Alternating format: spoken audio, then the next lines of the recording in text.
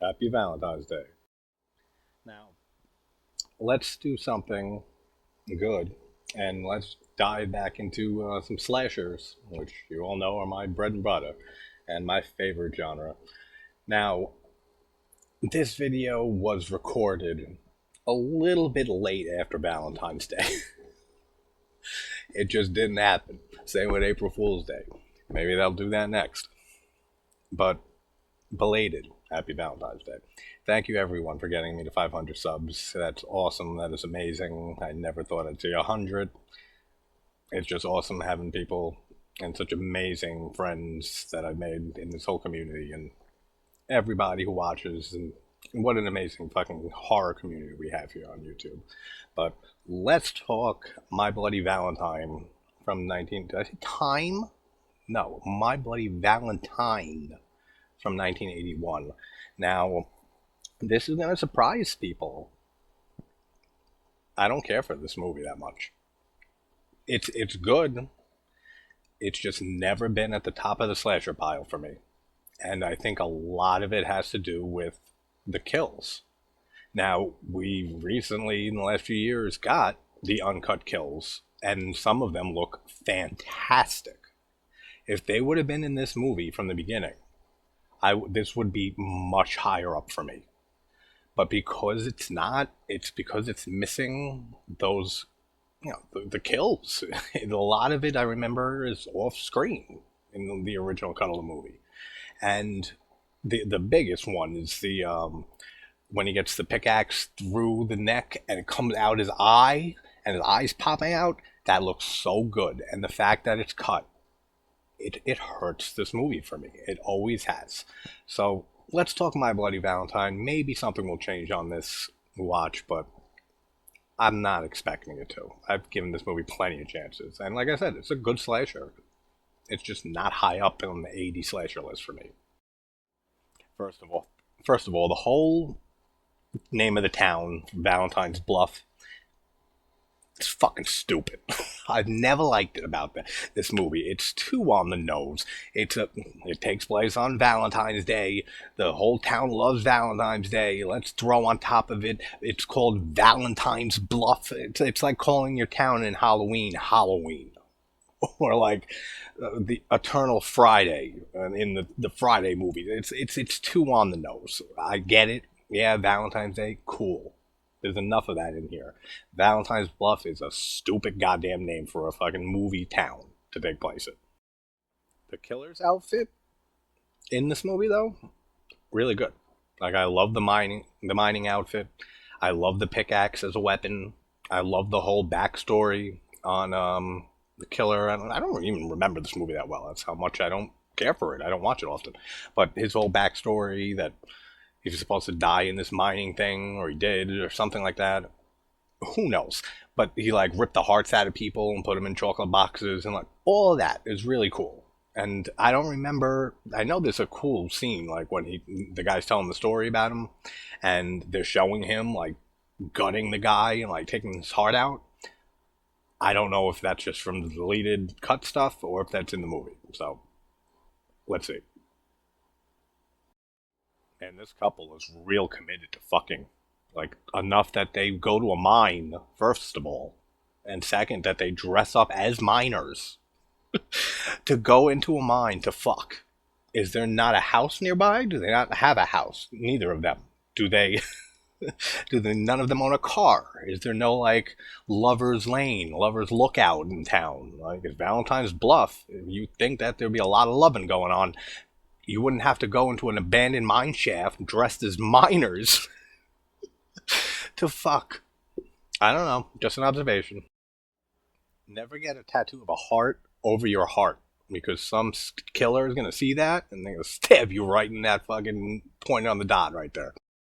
And this is exactly what always killed the movie for me, because we see him push her back and something's supposed to come out of her chest. In the uncut kills, we see something protrude out of her chest. Nothing here. We just see her push back, and then a shot of her screaming, and then the title card. This is why this isn't a high-up slasher for me. The whole reason I watch slashers and love slashers are for the kills, and the practical effects, and the gore. like, and tits, and like that's it. Like that's all we need in slasher films, and just not having great kills, despite it having them put back in all these years later. It's just hurt the movie for me in the past, and it makes it that much harder to like enjoy it more now. Male shower fight. I love how the early 80s slashers, just like Friday the 13th, I think I even said this in my video for the first Friday. I love how they're driving around listening to stock banjo music. Come on, man. Teenagers and shit in the 80s are listening to banjo music. No, they're listening to the sound of no money to go into acquiring rights for music for the movie. That's exactly what they're listening to, and I think it's hysterical. Man, with how big this town is on Valentine's Day, I would expect the murder rate to be so much higher than it is. Like, what they don't tell you is that the events of this movie takes place every Tuesday night in Valentine's Bluff. Old people giving each other Valentine's Day stuff and it's making me imagine them fucking, and I'm not happy with that. Why does this guy have what looks like blood or fake blood all over him? It's paint or some shit, but why is it all over him for Valentine's Day? It looks like he belongs in a horror movie, but it's just a Valentine's Day dance they're setting up for. But yeah, the human heart in the chocolate box that the cops find, that's cool. So then we get the whole background story on from the old dude on Harry Warden and how he was the only one who survived the mine collapse, and he was found and he was eating some guy's arm, delicious healthy breakfast as always, and ends up going to a mental institution. And then a year later on Valentine's Day he comes back and starts killing motherfuckers left and right, and he starts taking their hearts out. No, it's missing from this fucking cut, see. With the whole gouging the dude's heart out. Don't like it, not happy about that. Probably another thing about this movie that I just don't care for the characters. Like, I don't care about any of these characters. I couldn't tell you a name. I couldn't tell you who's the main character. Like, I just don't care for them at all. Like, they never did anything for me. I mentioned April Fool's Day. I love the cast in April Fool's Day. That's a cast I can fuck with. Same with Friday Part 4. A lot of the Friday movies, and Blood Rage, and it goes on and on and on. I don't care for the characters in this movie. So I just, it's just waiting for the kills to come.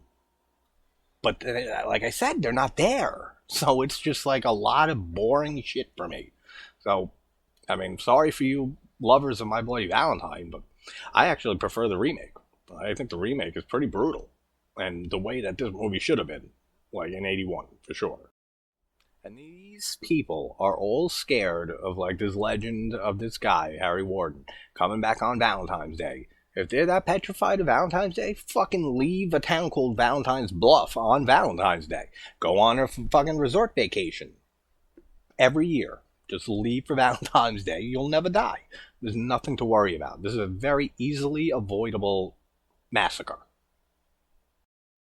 Then we got like the old lady Mabel who gets attacked by the killer, and she's supposed to get her right in the chest and her heart with the pickaxe, and cuts away. When one of the cops goes and checks on Mabel at the laundromat, and he finds her dead in the washing machine, her face all fucked up. That's cool. That looks cool. Can you imagine working in a mine? I mean, if there's any mine workers watching, no offense, but it's something I couldn't do. It's claustrophobic.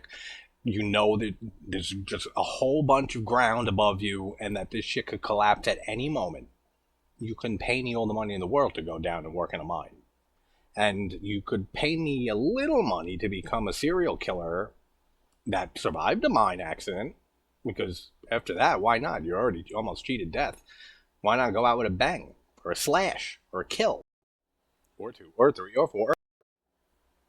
And they want to cover this up, so they don't want people freaking out. So the cop says that she died of a heart attack. I mean, it's a little fucked up. I mean, she was stabbed in the heart. Her heart's missing. So, I mean, come on. You couldn't have thought of something else. It's a little poor taste, detective. I swear to you, half of this movie is people in a bar. Just bullshitting in a bar. I'd rather go to a bar than watch a whole bunch of bar sequences. It does take a decent amount of balls, though, to do what this killer's doing. I mean, wearing a miner's outfit, just wandering around town, stalking and killing people. It's not hard to identify him. I mean, nobody else should be wearing a miner's outfit unless they're out of mine. And what are they not mining anymore because it collapsed? Or do they still mine? Who cares at this point? But it's just a guy in a miner's outfit. All they need is just one person to be like, yeah, there's a dude in a miner's outfit there. Like, it's, you can't miss that. That's not something you miss, is someone dressed like a miner. I don't know. This guy should be caught a lot quicker. See, the thing with the gas station attendant, that scene would be the best kill in the movie. And is, like, if you look at, a cut that has the deleted scenes put in, awesome. Like I said, with his eye popped out after getting it through the neck, it looks fantastic. Because, yeah, I'm looking at the deleted kills while the kill is happening, so I can get the full effect. But, awesome. What a great kill that is. Best in the movie, like, by far. I also like how, like, he goes and, like, looks in and then he just sees the outfit. He just thinks it's an outfit hanging there for some reason. Well, fucking, I don't know what he's thinking. But, and then he shuts it. And then he opens it again and he shuts it. And then he's like, wait a minute. And he goes back and then he just gets stabbed right through. Awesome. I'll tell you one thing.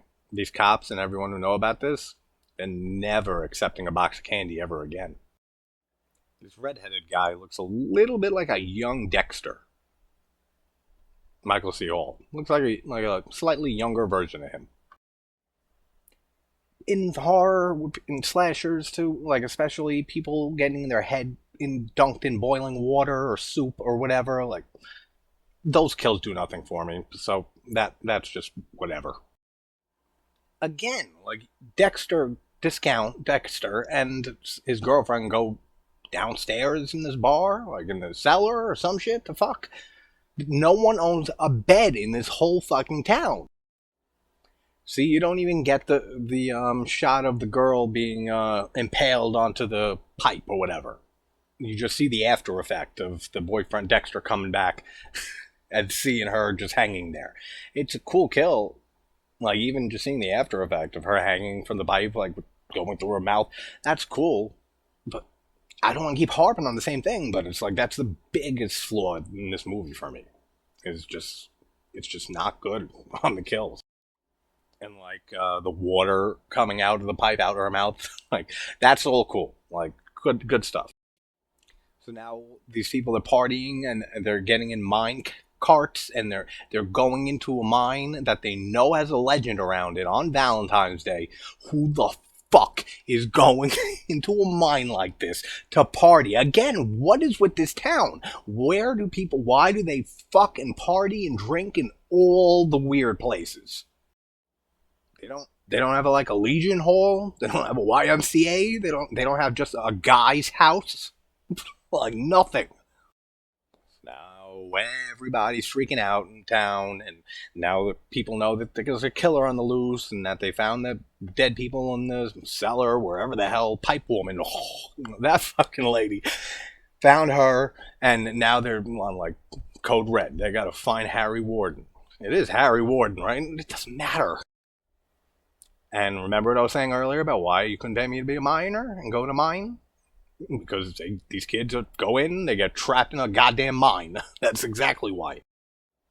Cool when that guy, is hung, like his body's dropped down, and then I could swear his head falls off because it didn't do that. But I swear to God I remember that. Someone tell me if I'm nuts or not. I gave up looking at the kills on YouTube. I'm pretty sure this guy's head rolls off after he drops and hangs. Not in the movie. Sarah is the name of the main chick, in case anyone gave a shit. That only cute girl in the movie gets fucking pickaxed in the stomach or some shit, and she's dead. And then we find out the killer's Axel. He was a kid when his father was killed by Harry Warden, and I really can't give a shit, but that's what happens. And then, like a comic book villain, he just, we'll be back, and just fucking pieces out. So, as the movie just ends. So, obviously, if you haven't been able to tell at this point, this just is not a favorite of mine at all. Like, this was hard to even watch this time. Like, it's a great concept with Valentine's Day. I mean, it just ripped off Friday the 13th basically with the whole idea for this. There's some There's really not much good in this film for me. Like, it's just never been a favorite of mine, and it's actually kind of went down on this watch too. It just, the kills, man. It's just the kills aren't there, and even watching a cut with the kills put back in, the characters I don't care about at all. Like, I'm not even surprised I got Sarah's name. I don't care about them. And there's just nothing great in this movie. It's an average 80s slasher. That's exactly what it is for me. But that's my Bloody Valentine, and it is ironic because there is hardly any blood or gore or anything in this movie. But had to knock it out. So happy Valentine's Day, guys, and I'll talk to you soon.